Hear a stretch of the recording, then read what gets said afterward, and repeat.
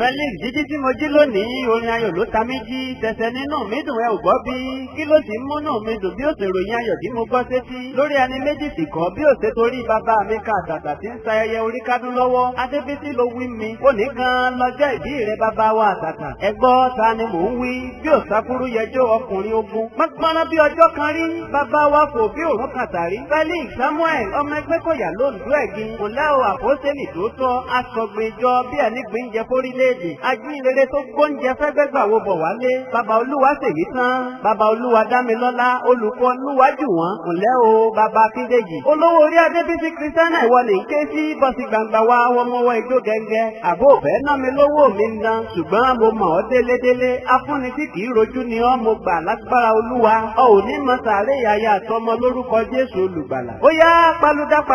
kárè ló aláyẹyẹ kálọ̀rì kí wọn nílé àwọn bàbá rẹ Dominic tó dolóògbé ń jọ sí ǹlẹ́ o ọmọ wọn lóńdó ẹ̀gbin Oǹdó ọmọ arẹ́yìn jajá ọmọ ọ̀rọ̀ nírè Oǹdó tẹ́ bá lẹ́yìn òní jajá mọ́ ọ̀jàjá ni wọ́n mọ̀ pè yín bó bá dọ̀la Oǹdó kan ò gbọ́dọ̀ jẹ́wé ìran bẹ́ẹ̀ wọn ò jẹ́ gbogbo ibẹ̀ ejiri ń gbé èjì òkàn mi móróde òde yàwó ládé ejiri ń gbé àìmọ̀gún nìyín ará Ògbómọ̀ṣọ́ ìmọ̀gún nìyín ọmọ ọ̀rọ̀ nírè èjì gbọ́jọ́ ọmọ awúkọ́ piri bí erin fọn èjì wẹ́rẹ́ ò jẹ́ ń bá wọn náà jà ṣàṣọ ṣoṣo wẹ̀rẹ̀ ò jẹ́ ń bá wọn náà jà tìrì èjì dátò jòdá kò jẹ́ ń bá wọn náà jà mọ̀gún dalẹ̀ ìrè ní mọ̀gún ará ìlágbẹ̀dẹ ọmọ awóore tún rírọ àgbẹ̀dẹ sí lọ́jà tìrì ìrè ní mọ̀gún alágbẹ̀dẹ ò ní tẹ́wọ́ gbowó wọn á gbé ń dálẹ̀ máa lọ ọmọ rọ́wọ́rọ́wọ́ ijó alágbẹ̀dẹ ò bá rọ́wọ́ mọ́ tọlọ́kọ́ta ládàá ní ìsasọ̀ lọ́nà oko wọn alágbẹ̀dẹ mà tó ti jẹrin ìrè ni wọ́n ti ń bọ̀ lò máa ń mọ́kọ́ wá èmi náà ò ní bá mú ṣubọ̀ lágbẹ̀dẹ ìfẹ́ onírè wọn ò roko ìfẹ́ onírè wọn ò yẹ̀nà ìfẹ́ onírè wọn ò ní sin kó tó gbá ẹrú síwájú ẹrú onírè ní roko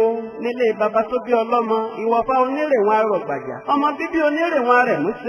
ẹ̀músékélé ni wọ́n rọ nílé baba tó bí ọlọ́mọ èké ló lè sọkọ ọmọ so ọ̀dàlẹ̀ ló lè sọkọ ọmọ jẹ bí màtó bá fẹ́ kọ́kọ́ rẹ̀ sílẹ̀ òwe mẹ́ta ni màtó pa nílé ayéròǹfẹ́ ọmọ adọ́kọ níbi owó pé ọmọ amúlà méjì sójú tẹ̀yẹ Oǹdó kan ìlà mẹ́ta Oǹdó méjì ìlà mẹ́fà nílé baba tó bí ọlọ́mọ ọmọ ẹgbẹ́ kọ̀yà jẹ́ ń sẹ́nu róná kí n má bàa sọ yín lẹ́nu àwọn ti yé tọba kan rẹ̀ ń kọ́ bàbá wa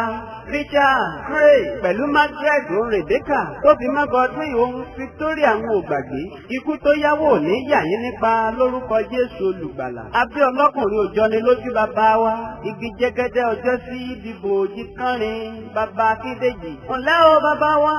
kúrú bí ikú tí kú ò ní yáwọ́ pa wọ́n rò pé ó bá wọn jà ẹ̀rín músẹ́ ni bàbá Tolúwa ní fi bá wọn ṣe amọ́láwọ̀ bí ẹ̀mú òyìnbó bàbá tòmíwá akíkanjú ajínrere alágogo ìgbàlà tí ìlú gbọmọgbọmọ ọkọ̀ àṣà àtòtó pérégedé tí Jádébísí ǹlẹ́ bàbá Akínlolú Kristiana ní wí fún ọ pé ó ti sọdún èyí náà wàá ṣe púpọ̀ rẹ̀ nínú ìdẹ̀ra láṣẹ Ìdùmarè èmi àpótí ẹ̀rí náà ń wí pé kẹ́ ẹ pẹ́ bí mọ́pẹ́ ti pẹ́ o bàbá wa kẹ́ ẹ dàgbà bí ará ìgbàhùn ẹ ó jẹun ọmọ pẹ́ títí kánrin láṣẹ Ìdùmarè. tó